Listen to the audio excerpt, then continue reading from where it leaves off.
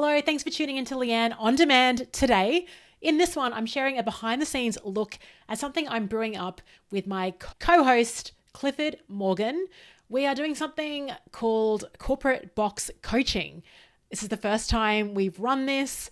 We actually had this idea during a rooftop event I ran with Michael Bungay-Stania in Brisbane in September. And for some reason, just being on the rooftop chatting to Clifford, I was like, hey, you're into sport. And Clifford's also a coach. He wrote a book called The Coaching Leader. I just put two and two together. You like sport, you like coaching. Why don't we collaborate on corporate box coaching? I personally am a big fan of the Brisbane Roar. In this behind the scenes, I share a bit around like back in 2005 when they started in the A-League competition. It was a brand new competition. I was part of the original supporters committee. This was when I was in my last year of university. I actually had time to go out to people's places on weekends and paint giant banners. And yeah, it was actually kind of fun. And I've been living away from Brisbane for some time, kind of still remained involved. Now I'm going to a few games every now and then. And so we're hosting this event on the 31st of January at Suncorp Stadium at one of their corporate boxes. When you do something like this, you kind of have to be a bit clever with how you market it. There are definitely rules around the resale of tickets. So we've marketed this as you're purchasing the coaching and the workshop from Clifford and I, and then you'll get complimentary access to the corporate box. As of recording this, we've got a few seats left for corporate box coaching.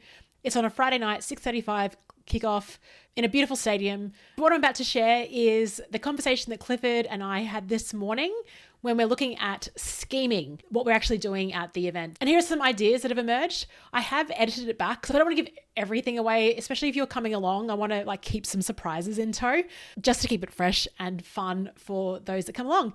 If you're keen on corporate box coaching, I'll link to it in the show notes for this one. If you're interested in the ideation side of things, then enjoy this behind the scenes. So corporate box coaching. Where are we at? I think we have access to the box an hour before. Maybe one of us heads in and kind of preps the room. Yeah. And one of us meets everybody down and brings everybody up. Yeah, sounds good. Okay. And in terms of what we do, I guess what you were talking about last year, I remember you saying it's a brand new year. Is it talking about sort of planning a really great 2025? Yeah, look, well, I was sort of thinking about that. I mean, there's the new year type thing that we can look at and, do some of the coaching around that. What are your goals and are you clearly articulating? Are they aligned to strategy? So, I mean, we could do that. But at the same time, I've also been thinking about how do we do something different? How do we challenge the status quo? Right. What do we do differently this year? I love that. A lot of that goal stuff is almost status quo in itself for this time of year. So what do we do differently? Part of my thinking, I'm like, do we challenge the time, task, team, tech, and thinking? That's just some stuff that's been bubbling around in my head. Yeah. Well, what I like about so even the 5 T's is like you could take 2 or 3 of those. I could take in and run some processes under each one. I think the other thing, like the overlay, might even be the sport of football. Like, where are you striking? When are you too defensive? Why? Because I think the problem with the Raw is actually they're really defensive. They're status quo. And something I've used in the past is a great. Did you watch the David Beckham doco on Netflix?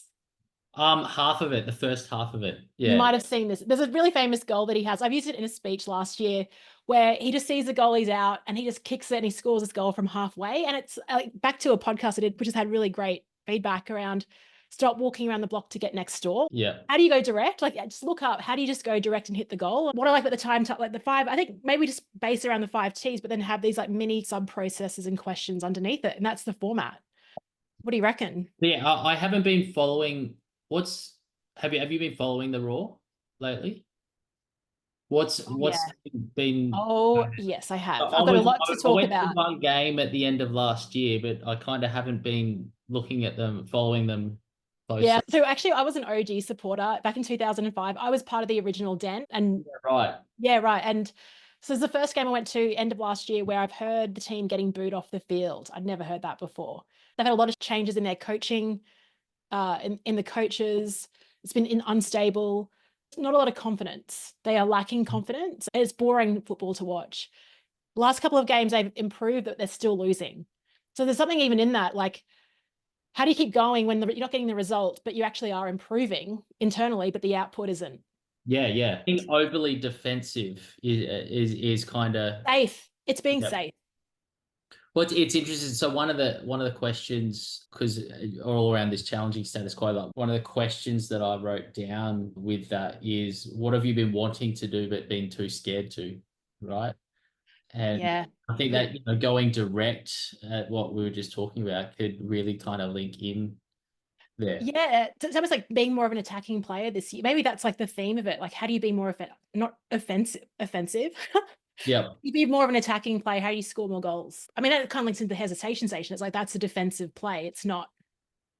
yeah, 100%. Yeah. Okay, this is fun. Yeah, I think there's some really nice. We could go a number of different places there, Yeah. with that. Whether it's and not necessarily another catch up or an event or something like that, but Mm. whether it's facilitating some sort of interaction, Yeah. uh, post the event, and it might be like at a 2 month Yeah. or something like that. Yeah, I think that's nice. Yeah. I mean, it could be a virtual call. It could just be like a morning coffee or something. And just share, hey, what have you tried and implemented? What have you taken from the event, tried and implemented? Um, what worked, what didn't? Yeah. There's a bit of accountability, and then Yeah, what are you committing to? Yeah. but also kind of from a networking perspective, just getting around people again. Yeah. Yeah. Brilliant. I mean, we could, I don't know to what extent, like, because you can even we could just have a WhatsApp group that we kick off. Sal and I use WhatsApp groups for even just for our half day get to the point workshop, and it's great. Like, Yeah, yeah, just like a pop up group. and that might be a good, almost a mechanism for when people arrive to make sure that they makes it easy to get, hey, here's a selfie of us at the gate. Come and find me. Exactly. Type Yeah. stuff. Yeah. Amazing. Sounds good.